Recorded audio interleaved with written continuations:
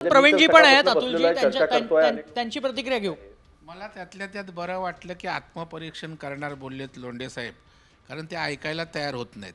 आता लोकशाहीमध्ये जनतेनं मतदारांनी निकाल दिलाय, तरी ते काय बोलतात लोकांकडे जाऊन कल घ्यायला पाहिजे. तर लोकशाहीमध्ये दिलाय निकाल ना.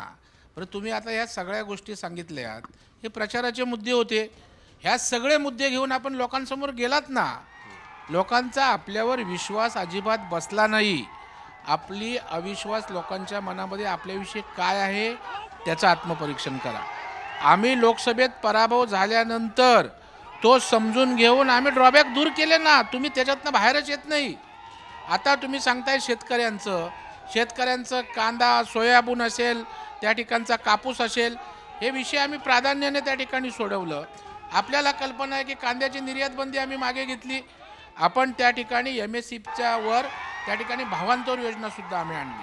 65 लाख कापूस आणि सोयाबीन उत्पादकांना त्या ठिकाणी जवळपास 4,000 कोटी रुपये त्या ठिकाणी वाटप सुरू केलं आहे. आम्ही दुरुस्त होत गेलो. परंतु आपण काय करत गेलात?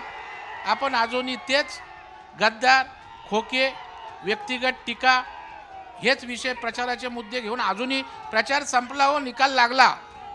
त्यामुळे आता तुमचे प्रचाराचे मुद्दे काय उपयोगाचे नाही आहेत. आता उलट आम्हाला सुचवा, आमच्याकडून काय जर राहिलं असेल, तुम्हाला जे काय वाटत असेल हे व्हावं, आम्ही पॉझिटिव्ह घेतो. आम्हाला कुठेही अहंकार नाही, कुठेही गर्व नाही. कारण गर्वाचं घर खाली होतं. अरे, देवेंद्रजींना ज्या पद्धतीनं टार्गेट केलं, महाराष्ट्राला आवडलं नाही अजिबात. व्यक्तिगत त्या ठिकाणी त्यांना टरबूज उद्धव ठाकरे बोलले, अजिबात महाराष्ट्राला त्या ठिकाणी आवडलं नाही. एकनाथ शिंदे साहेबांना पण त्या ठिकाणी टोकाचं आपण जे बोललात आवडलं